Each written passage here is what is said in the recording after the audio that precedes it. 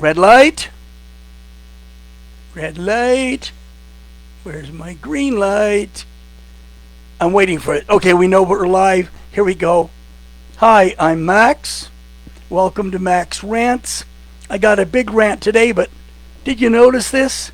My little bitty cannon, my 75-pound artillery piece, this, and the little mortar you see over there, they were constructed by Osage Craft Cannons. He's not paying me for it. I'm just endorsing him because he's good. Seriously, Osage Craft Cannons. You can find him here on Facebook. They're awesome. They make some great stuff. I can't wait to fire this boomer. It's a 2-inch signal cannon. Okay, here we go now.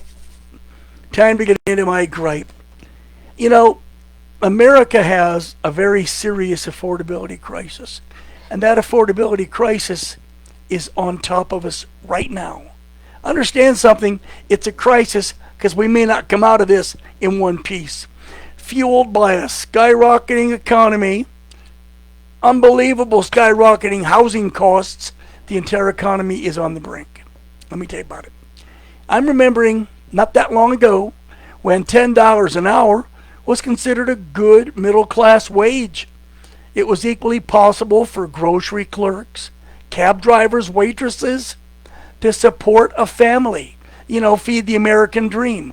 A little house, white picket fence, a couple kids, a dog, and a car. Why not?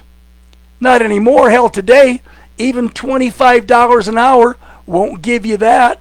It'll get you renting. You're not going to buy a house. You're going to get a car, a used car. Understand, that's how far down we've come. I remember when you could buy a brand shiny new car for $3,500. Today, the cheapest is about $35,000. That's one of those little Hyundai Accent things made out of beer cans, for God's sake. Anyway, that as it was. Just 8 years ago, when I came here into the Treasure Valley, the average home sold for $164,000, and home loan rates were between 2 and 3%.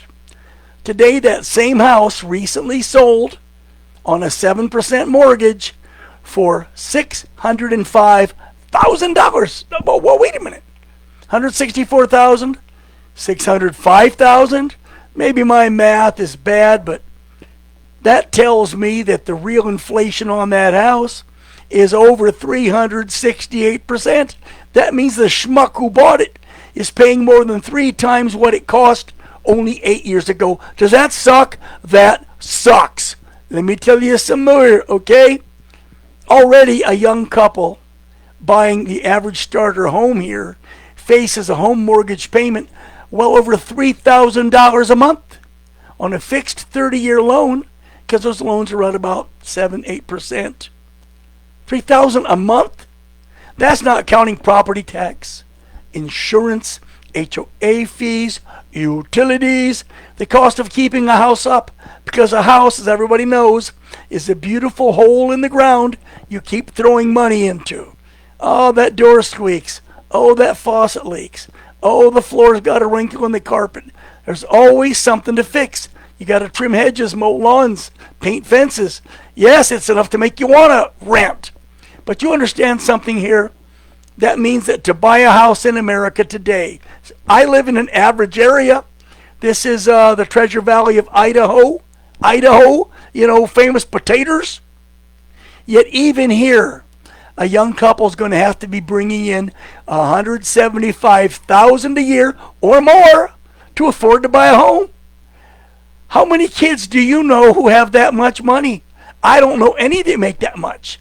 I have older friends, doctors, successful attorneys, architects, engineers. They're doing okay, but their income is well beyond $175,000. The gap between the middle class and the upper class is going frickin' ballistic. Groceries have gone up this year. No, Mr. President Trump, sir, no, you are wrong. We are not spending less money on food now than in January. Yes, we're paying less than it was under Joe Biden with his $27 raft of 60 eggs.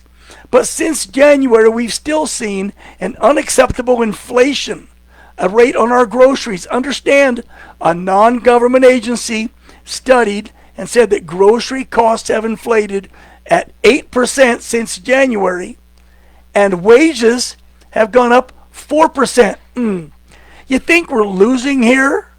I think so. Hell, the COLA, that's cost of living allowance for veteran pensions, for Social Security, that's a slap in the face. 2.8%? Kiss my ass and call me stupid if I think you're fair or you're right. Hell, the COLA you've awarded, vet pensions, Social Security, it's a slap in the face. It's even more of a crime that you've raised the Medicare deduction to $202 a month. Do you understand? My friend's wife brings in $220 a month Social Security money. $220. And you're taking $202 out of that. What's wrong with this picture, you sons of bitches? Utilities, rent or house payments, insurance payments, automobile maintenance, clothing, medication, medical services, dental, they're out of kilter. They are not justifiable. They are in the shit bucket, okay? We need to overhaul this system. I don't know what it's going to take. Will it take a bloody revolution? Will it take a lot of people getting tossed out of office? Will it take a voter rebellion? I don't think a voter rebellion, because I don't think Americans have the cojones for that.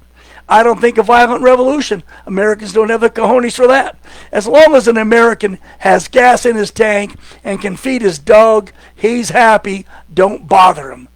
All I have to say is this. We're in trouble.